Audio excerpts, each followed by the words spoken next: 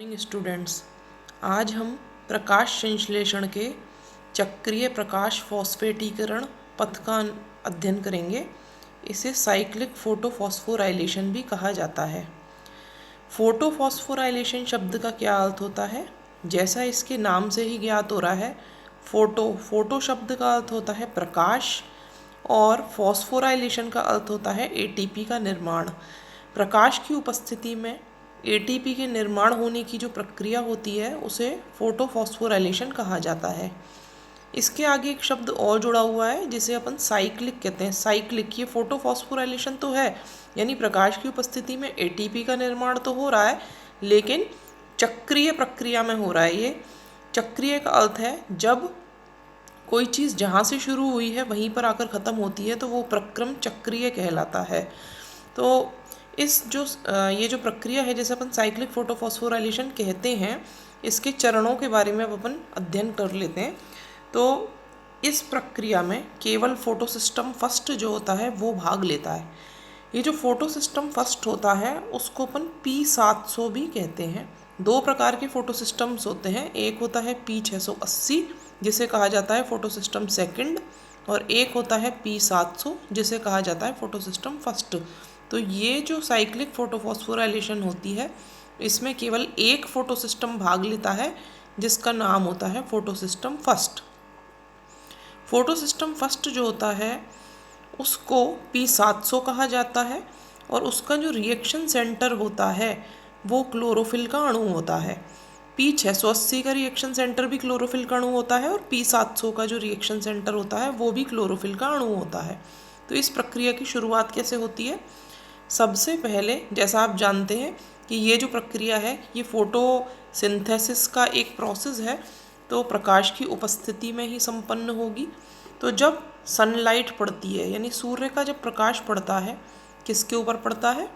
P700 के ऊपर, तो उसका जो रिएक्शन सेंटर होता है जो कि क्लोरोफिल का अणु होता है, ये क्लोरोफिल का अणु सनलाइट को ग्रहण करके एक्साइटेड हो जाता है और एक्साइटेड होने पर इसमें से जो इलेक्ट्रॉन होते हैं वो बाहर निकल जाते हैं। ये यहाँ पर बताया हुआ है कि इलेक्ट्रॉन बाहर निकल गया।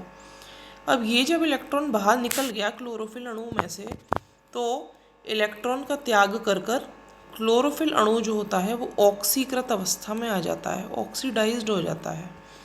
ऑक्सीडाइज्ड क्या होता है? जब किसी पदार्थ में, किसी कंपाउंड में इलेक्ट्रॉन की कमी होती है तो वो अवस्था ऑक्सीकृत कहलाती है। जब किसी के पास इलेक्ट्रॉन की अधिकता होती है या इलेक्ट्रॉन होते हैं तो वो अवस्था अपचयित अवस्था कहलाती है। तो दो चीज़ें अपन को ध्यान रखनी है इस चक्र को पढ़ने से पहले।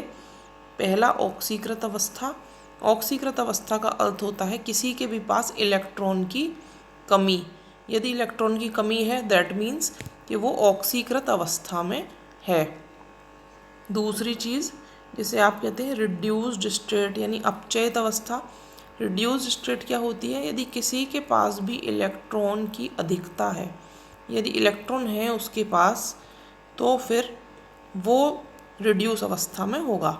तो दो ही चीज़ें होती हैं जो ये क्लोरोफिल है, फेरिडॉक्सिन वगैरह, ये जो भी होते हैं इलेक्ट्रॉन ग्राही, ये या तो ऑक्सीकृत अवस्था में रहते हैं या फिर रिड्यूस अवस्था में रहते हैं। जब इलेक्ट्रॉन नहीं होता तो ये ऑक्सीकृत हो जाते हैं, जब इलेक्ट्रॉन होता है तो ये रिड्यूस हो जाते हैं। तो ये स्टेजेस चलती रहेंगी। तो अब होगा क्या, शुरू से अपन देखते हैं। सबसे पहले सनलाइट पड़ी, सनलाइट पड़ने से P700 जिसे जो फोटोसिस्टम फर्स्ट कहते हैं उसका क्लोरोफिल अणु एक्साइटेड हुआ। एक्साइटेड होकर उसने अपने इलेक्ट्रॉन का त्याग कर दिया। इलेक्ट्रॉन का त्याग करने के कारण ये क्लोरोफिल अणु ऑक्सीकृत अवस्था में आ गया। इस इलेक्ट्रॉन को इस क्लोरोफिल अणु के पास में ही थाइलेकोइड की झिल्लियों में एक और इलेक्ट्रॉन ग्राही मौजूद होता है जिसे फेरिडॉक्सिन कहते हैं।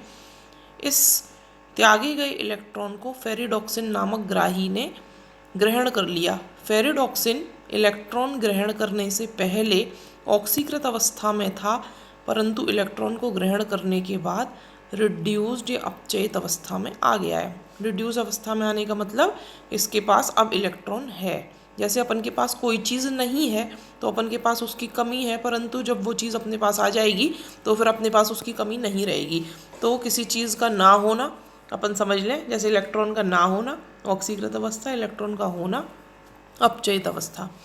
फेरिडॉक्सिन के पास ही थाइलिकॉइड की झिल्लियों में एक और इलेक्ट्रॉन ग्राही मौजूद रहता है जिसे साइटोक्रोम B6 कहते हैं। ये जो इलेक्ट्रॉन होता है ये फेरिडॉक्सिन से साइटोक्रोम B6 पर स्थानांतरित होता है।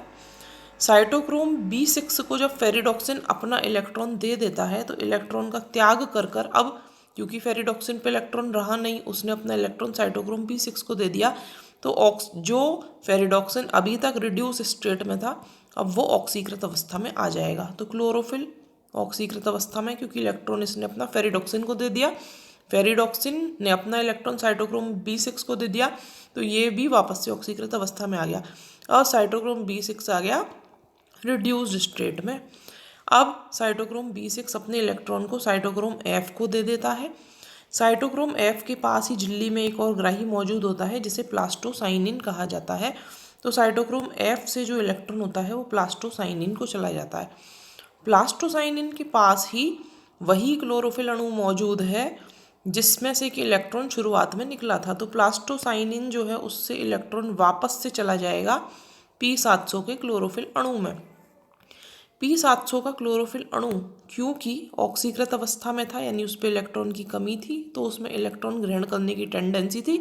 इलेक्ट्रॉन को जैसे ही उसने प्लास्टोसाइनिन से ग्रहण किया वैसे ही ये तो हो गया वापस से अपचयित, माने कि रिड्यूस, और प्लास्टोसाइनिन कैसा हो गया ऑक्सीकृत। तो अब यहाँ क्या है, सारे ही ऑक्सीकृत अवस्था में हो गए लास्ट में, लेकिन केवल ये हो गया है रिड्यूस स्टेट में। तो जिसके पास इलेक्ट्रॉन है वो रिड्यूस है, जिसके पास इलेक्ट्रॉन नहीं है वो ऑक्सीकृत है। अब आप ये सोचेंगे कि इस इलेक्ट्रॉन को क्लोरोफिल से फेरिडॉक्सिन, फेरिडॉक्सिन से साइटोक्रोम B6, उससे F, फिर प्लास्टोसाइनिन पे भेजा अपन ने और वापस से ये क्लोरोफिल पर आ गया।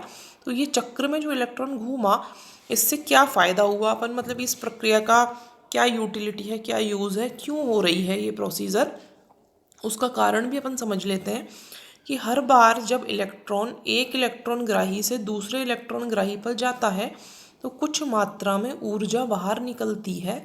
अब इस पूरे चक्र में, इस पूरे चक्र को जिसको आप साइक्लिक फोटोफॉस्फोराइलेशन कहते हैं, इस पूरे चक्र में जब इलेक्ट्रॉन फेरिडॉक्सिन से साइटोक्रोम B6 पर जाता है एक बार, तो तब नंबर 1 तो तब, दूसरा जब इलेक्ट्रॉन साइटोक्रोम B6 से साइटोक्रोम F पे जाता है नंबर 2 तब।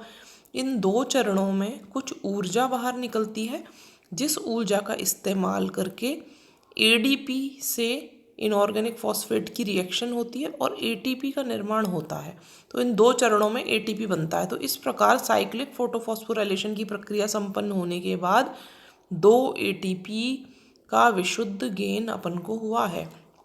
ATP जो होते हैं वो एनर्जी करेंसी होते हैं, यानी एक तरीके से नोट समझ लें अपन कि नोट है किसका, ऊर्जा का, ऊर्जा का नोट है। तो अपन बाजार जाते हैं, कोई सामान खरीदना होता है तो क्या करते हैं, नोट खर्च करते हैं, सामान आता है। वैसे ही अपन को कोई भी क्रियाकलाप करना है, पेड़ को यदि कोई भी कार्य करना है तो उसके लिए कोई भी जो मेटाबॉलिक एक्टिविटीज़ होगी उसके लिए ऊर्जा की आवश्यकता होगी, और वो ऊर्जा कहाँ से प्राप्त होगी, वो प्राप्त होगी ATP से।